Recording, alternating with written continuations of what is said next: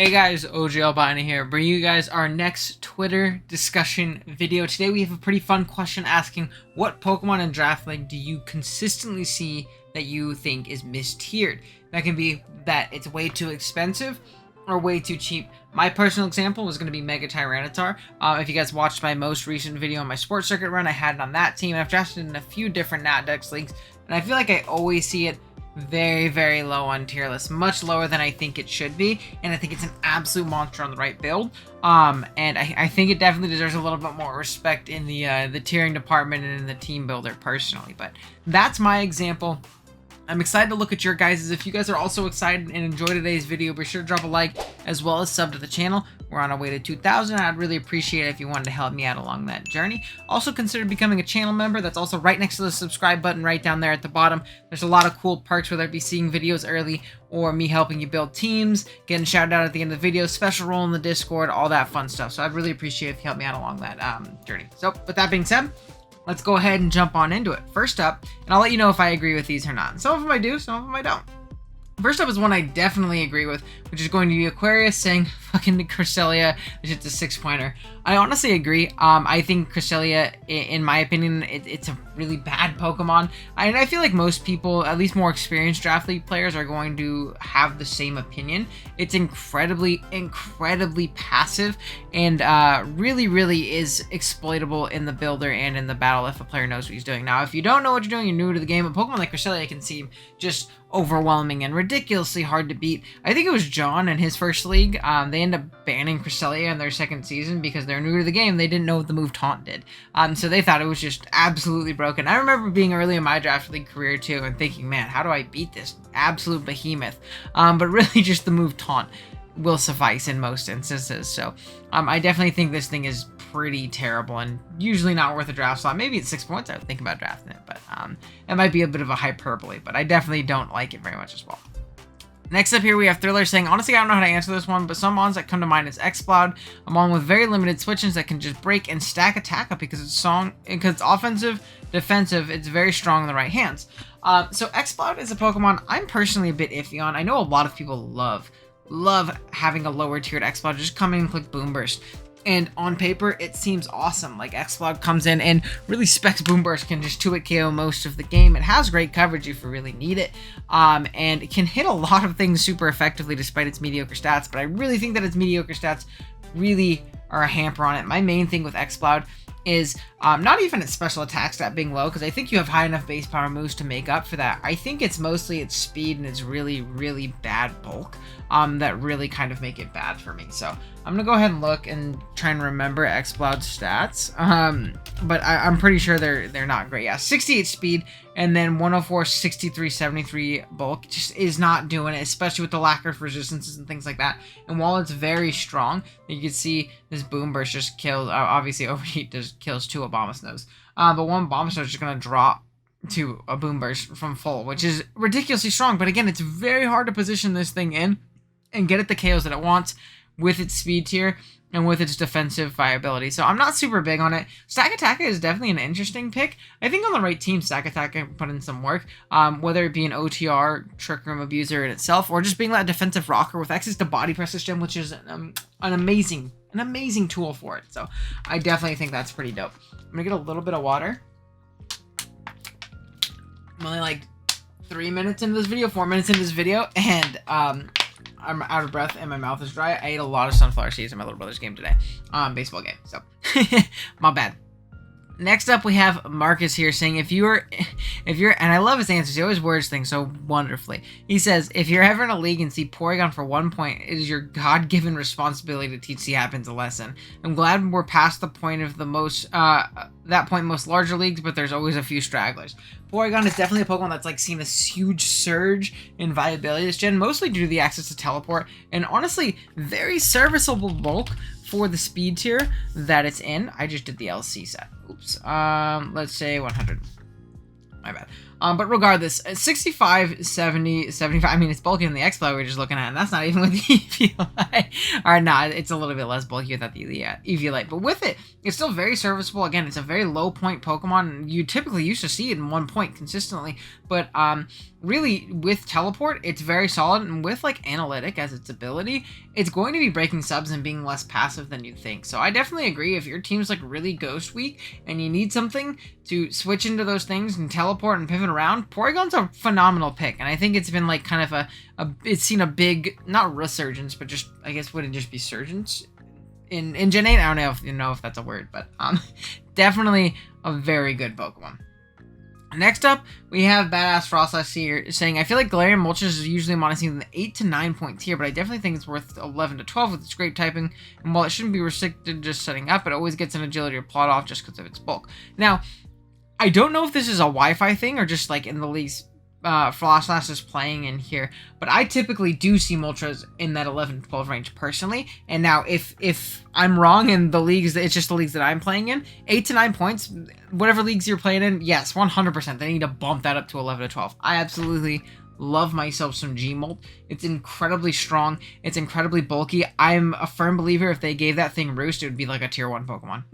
Like, Moltres is an absolute demon. It really only lacks that reliable recovery. That's the only thing holding it back. It's just, it's as we refer to in the business as based Mandibuzz. Because it's a lot more potent offensively, but still a great defensive pivot. And while Rest Talk isn't incredibly reliable, it's definitely pretty solid. But, yeah.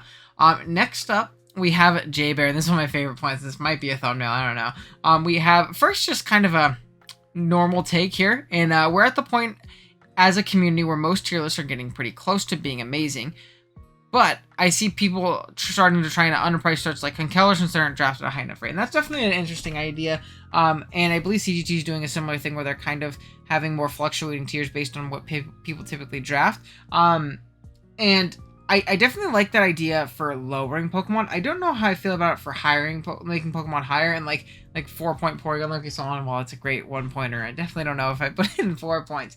That's like a thing in CGT. So I think there's a good middle ground. I do think that Pokemon need to be reevaluated as the generation progresses and the meta develops and things like that. So we realize like, hey, maybe this Gyarados that's in 12 points isn't going to be drafted, and we need to move it down to 10 to see if it gets a little bit more viability down there. Because if it's not worth the 12-point slot and nobody is drafting it ever, that's a problem, obviously. So I definitely agree there. Next up, we have my favorite take. Mega Banette is also over-tiered. It has an actual opportunity cost of drafting. It should be negative points, which is awesome. Now, I think Jaybird's being a little bit hyperbolic here, but I get what he's saying in the sense that the opportunity cost of drafting Mega Banette is, one, you're taking up your Mega slot for a Pokemon that is legitimately bad and you're never going to bring. And when you take into account that you only can have 1 Mega per team, and it's usually a very solid piece of your team, even if you're getting a lower tier Mega like Steelix, Glalie, Camel, Abomasnow, Audino, things like that, there's still a benefit to having them, and if they were regular Pokemon on their own, they're very solid. I don't even know if I would draft regular, no, I think I would draft regular Banette if it wasn't a Mega, but the fact that it takes up your Mega slot is just, it does give you almost negative value getting it. So I agree. I don't know if I'd say it's over tiered, because I actually see it in 1 point sometimes, which is probably where I would keep it, because I feel like that's the only value you're going to get out of it, is it being as low as humanly possible. So Trexo doesn't agree, unfortunately, but Mega Banette is god-awful. Now, plug, my next Fixing Your Favorites episode is going to be going over all the mediocre to bad Mega Pokemon. I think I made Mega Banette definitely very solid, so stick around for that, because that episode is going to be awesome. I just finished recording the script for that one, so hopefully it'll be up this week.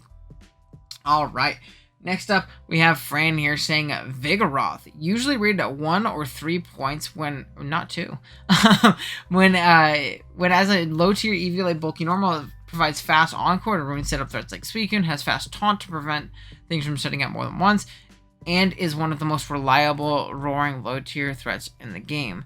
And then /serious, I think it's just saying he's serious, or they are serious, sorry. Actually, I don't remember the pronoun. I'm sorry. Is it she? I don't know. Regardless, Fran. Now, I don't know if I agree personally. I know John loves him some Gramble. That's Banana too, the GOAT. I definitely see it having some viability, but I think there are better. If you're gonna get a 1 to 3 point normal type, I would probably just get a Porygon personally. Or I might bump up a couple points and get a type Null or something like that. But it's definitely not a bad Pokemon. I just feel like it's very niche in nature. But it's definitely not undraftable at all. So yeah, I think it's a fair take. I don't know if I would put it much higher than 1 to 3 points, because I feel like that might also be some of the inherent value in getting Vigoroth is how low it is. I don't think I would put it any higher than that. Next up, we have Pokemon Trainer Orange saying, I've seen Necrozma as low as 14 points when it should be 16. Absolute crime. That's pretty crazy. I agree. I personally think, especially in like a Galardex format, no, maybe not in that Dex, but in the Galardex format, I feel like Necrozma is a round 1 pick. And I know some people don't agree with me, and that's a little bit more of a hot take. But I think that Pokemon, with the versatility that it offers and the insane things that it can do offensively, defensively, in a win-con breaker support role every week is really, really nuts. And I absolutely love using Necrozma. And I definitely would I would draft it round 1, 14, and like not in Galardex in a heartbeat. So very solid. Okay, we go from a great idea to a bad one, and we're gonna say have Jack here, Gravy, saying, I know I'll get slack for this, but Reggie Allegi, it is walled by a Sandshrew, sure, but it offers good utility with Rapid Spin, and is one of the best screen setters in a way of potentially dealing with setup threats, and its speed tier. I see it as low as 5, should be 9 to 10 in my opinion. So I know I'm usually the guy that's off the most juice when he's talking about Reggie Allegi, because I think it sucks. I'm really not a big fan of it. I even put it under the OGL bind test and I drafted it, and I really, really don't like it. Now, that being said, I do agree with the things that he's saying. If it is in around a 5-point tier, it does offer great utility with Rapid Spin, screens, boom, things like that. At 5 points, but spending 9 to 10 on a Pokemon that's best quality is that it can boom and spin and set up hazards just seems like a waste of resources for me.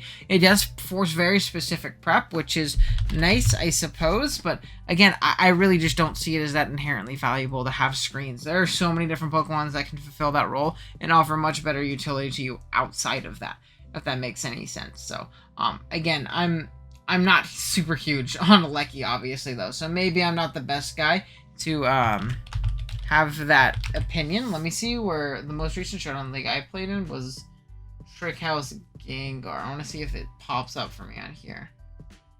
It was in 10 points in Gengar too. Yeah, I really don't. Maybe I'll meet you in the middle and I'll say 6 to 7. 7 to 8, I guess, would be more in the middle. But I'm really not a Reggie Allegi guy. I just think it's really bad, and I think the things that it offers just aren't worth that price point, personally. There are plenty of things that can do it. Next up, we have Skyrander saying, oh, this one is easy, Mega Arrow. Like, always a mid-tier, yet owns a speed tier, and can usually run Adamant due to poor opposing speed tiers. I definitely am a Mega Arrow stan. I 100% agree. It's an amazing Pokemon. It's incredibly strong. Its speed tier is great. You can run very, very bulky arrows with ease. This might be more of a Gen 7 take, because I know that Skyrander played a lot more in Gen 7. But in Gen 8, it's typically valued a lot higher because it got a little bit better of Flying Step and Dual Wing Beat, and it also got access to Dragon Dance, which is another great tool that it has, you know, an option to run now.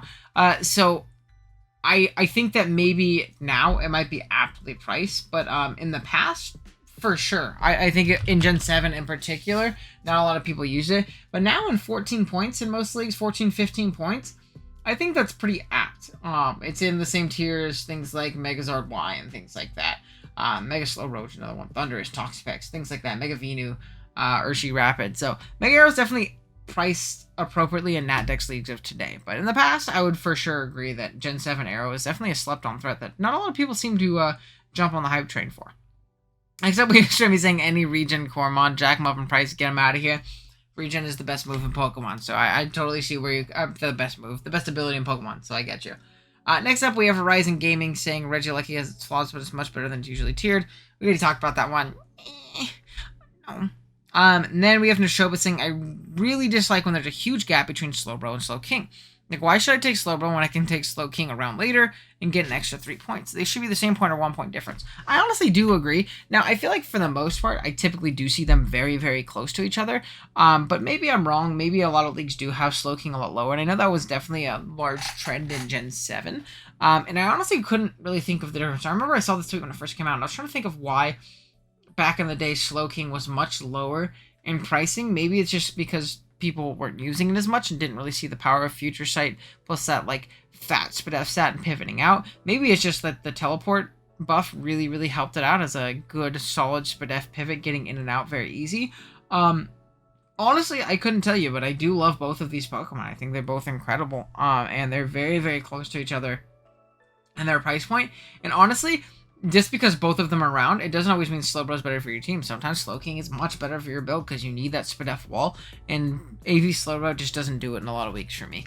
Not having Teleporter Slack Off or Calm Mind or whatever, or Toxic Thunder Wave can be pretty detrimental to Slowking, or Slowbro a lot of the time, whereas Slowking doesn't really have to run that AV a lot of time to check those special threats it needs to, and if you run an AV, you're not getting to it KO by Thunderbolts and Energy Balls and things like that anyways, Dark Pulses, Shadow Balls, so it's honestly just a great makeshift check to every special attacker. I would even low-key say putting them in the same tier is kind of worth it, but yeah, from one slow twin to another one, and King Waka saying, I think Jibo is normally placed at 8, and some players are catching on that it's not much worse than G-King. I think it should be like 11 or 12. Gmolt is the same way, and should also move to 11, 12. We already talked about Gmolt. I think Gmolt's usually in 11 to 12 in most not Dex leagues, like I said before. But Jibo, this is something interesting. I actually don't have much of a place to talk on this. I've played Jibo a couple times, and there's been a couple times where I've just gotten railed by it because I haven't really prepped for it. So I do agree that people definitely sleep on it, because I am one of those people that definitely sleeps on it. But I definitely think that with some proper experimentation, I don't know why this Pokemon isn't higher. Now, I know that it does have just kind of less tools than Slowking Galar. It's not as good as an AV Mon, and Slowking Galar is so strong offensively, and a great AV Mon sponges everything. Whereas Slowbro is a little bit more of like a mixed attacker in its stat spread wise, and it really doesn't want to be, and it can kind of get overwhelmed a little bit easier. But I definitely think it's amazing. Again, Regen is the best ability in the game, so why shouldn't it be an incredible Pokemon? It's still one of the slow twins. I'll have to try it out myself and let you know what I think, guys, because I do think that on paper, Jibo should be better than it typically is at 8 and 9 and things like that. Like, I'm looking at the Trick House doc right now because I have it on the side for reference. It is in 9 points, so maybe it does need to move up a little bit. Who knows? But yeah, and then the doc also has Moltres at 12, so my suspicions were confirmed. We have Terrence here next saying, Palpatode is broken, man. It doesn't deserve to be a 1-pointer. I don't know if this is super serious, but I have seen Palpatode drafted a few times as like that 1 point. Does it get rocks? I actually don't know if Palpatode gets rocks. I feel like I should check that now. I have seen it drafted before as like 1 point, bulky pivot mon, I guess. I know John loves Palpatodes. He's a good guy. He does get rocks, so I guess like low point rocker, decently bulky with an Eviolite, water immunity. Really, as a 1-pointer, I don't think it's too bad. Maybe we can move it up to 2 for you, Terrence. But I don't know if we can go much higher, because then we kind of lose a lot of the inherent value that having a Palpatode can give you. But I don't think I would never dunk on someone for drafting Palpatode. I think you should always draft this thing over Marshtomp. I think Marshtomp is terrible. As much as I love the Mudkip line, it's my favorite starter line. Dude, I am just, I'm not a fan of Marshtomp, whereas this thing, with the immunity, I think it's much better, and it has better coverage, too, so, yeah, I'm here for the Palpatode, I'll give you that. I don't know if we should, do that.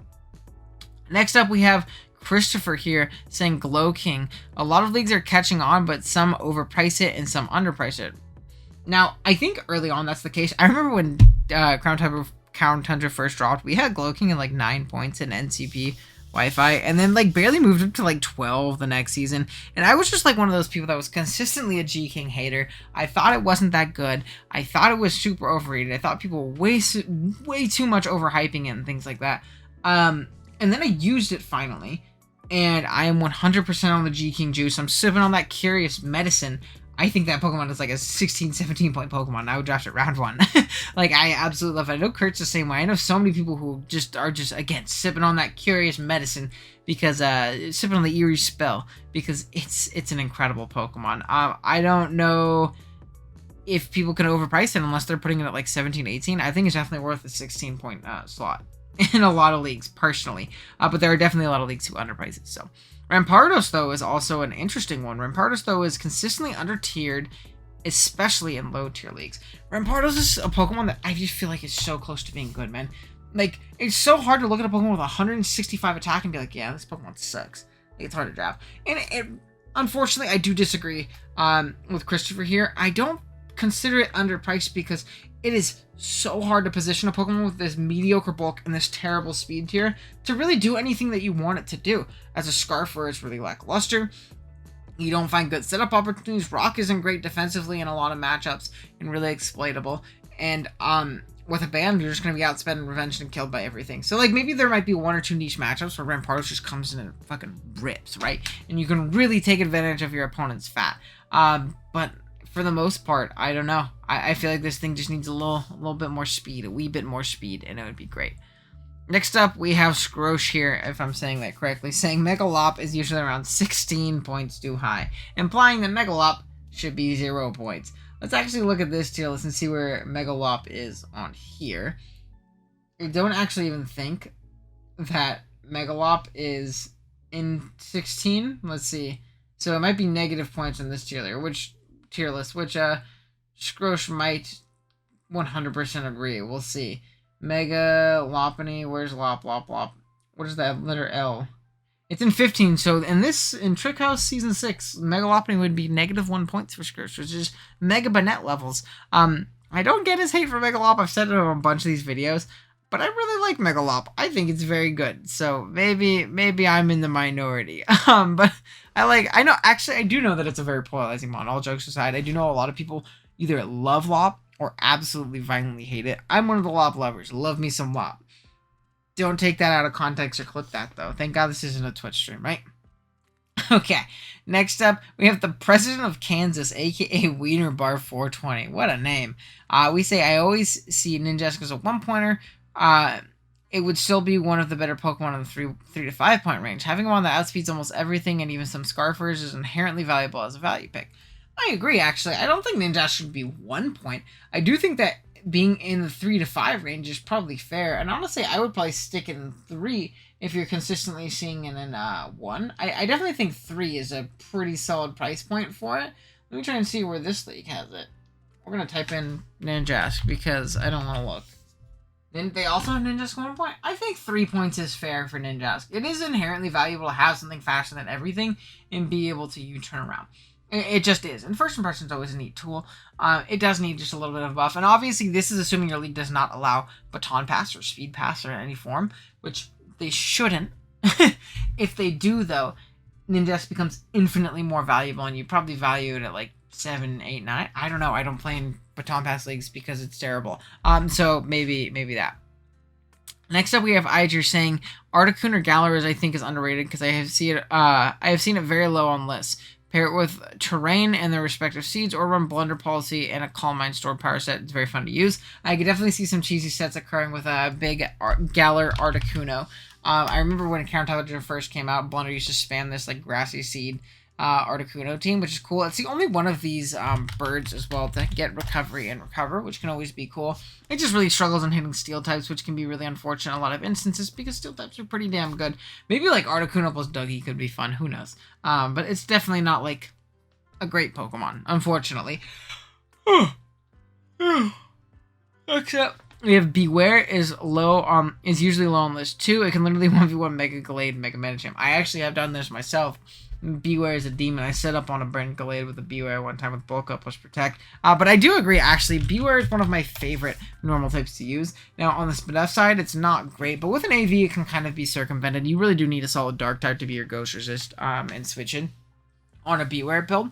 But from the physically defensive side, this thing is an absolute tank, dude. It just does not die to hits with Fluffy. It's very strong with base 125 attack, has great coverage as most fighting types do, and really covering a lot of its weaknesses and common switch-ins. It can Swords Dance and Bulk Up, and it just really is a great defensive piece as well as offensive breaker in some matchups. I saw Scarf Beware pop multiple times in recent memory as well, too. So it's a fun Scarfer.